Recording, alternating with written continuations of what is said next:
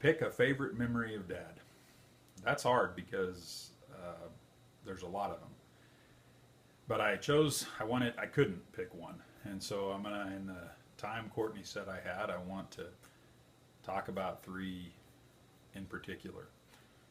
Um, when Becky was born, as most of you know, she was um, quite ill.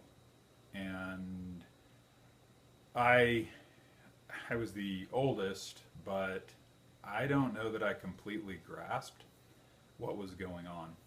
I knew Mom was really distressed. And uh, what I remember from that time is thinking that she might not make it, that she might pass away. What I remember is we were going to, Dad was going to give her a blessing. And it was late at night. I don't know what time, but I remember us all gathering in a circle, all the kiddos. Most of us were pretty small, and we gathered in a circle. And Dad took Becky and gave her a blessing. And I don't remember what he said, but I remember the feeling that I had. And it profoundly impressed me. There was a deep tenderness and spirit in his voice and in his demeanor that I've carried with me to this day. Well, Becky's still here, and beyond that, I don't think. There was. I believe that day there was a healing that took place. However, that in and of itself wasn't the impressive thing. It was later in a conversation with Mother that she explained how sacred Dad felt blessings and priesthood power and authority were. And I can't remember the conversation exactly, but Mom made it clear that Dad never took those things lightly. And whenever he acted in those roles, he considered it very sacred. And I think that defined a lot of things for me spiritually later in my life that I carry with me to this day. The second memory that I have that I will never forget is I was young, maybe 8 years old. We were camping at Lake Bastrop. I might have been older than 8. I can't remember. We used to go to Bastrop almost yearly and go camping. Dad did a lot of fishing in those days. And I went in the boat with him early in the morning. I think we were going to catch trot lines. And there was a mist on the lake. And I've even written a story about this experience. But we got out and he cut the engines and the fog was just lifting. And he pointed out about 30 yards away from the boat to a spot where some lily pads were. And he said, "There's a fish right there. You're going to cast right to that spot." And I was thinking, I've never made a cast like that. Well, he tied a lure on the end of my line. It was an ugly thing.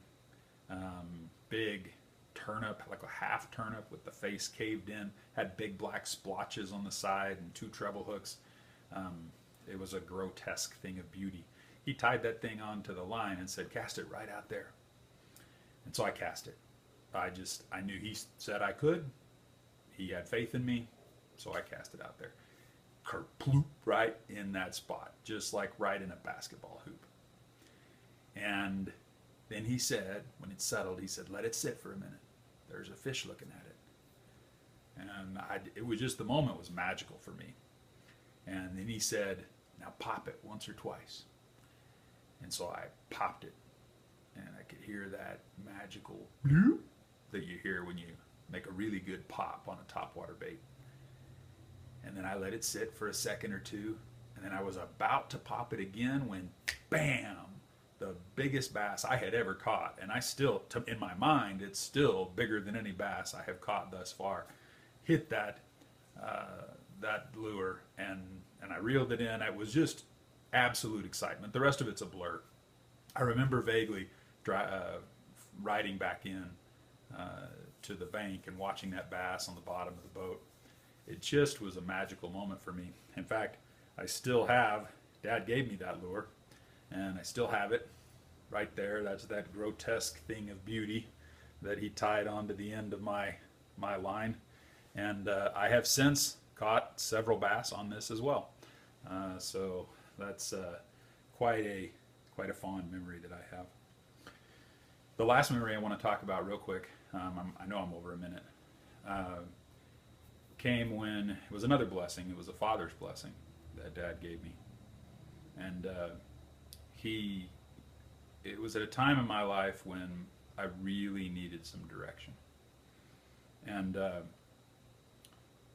he didn't give me a priesthood blessing. He gave me a father's blessing, which in many ways is very similar to a patriarchal blessing. Now, I got my patriarchal blessing, it was around the same time. I got it late in my life. But to tell you the truth, I hold that father's blessing in my heart a little more importantly than I do my own patriarchal blessing. And you know, it's funny because, again, I don't remember the words that he said. I remember the images that came to me during that blessing and the feeling that came to me. And that blessing has been with me and guided me throughout my life because those images are seared in my mind and in my heart and soul. And I thank Dad for that, for giving me those things and so much more. I could talk forever. I doubt any of us would have the same memory because there's so many of them. I just wanted to say, Dad, coming up on 70 years, and happy birthday, and thank you for being my dad.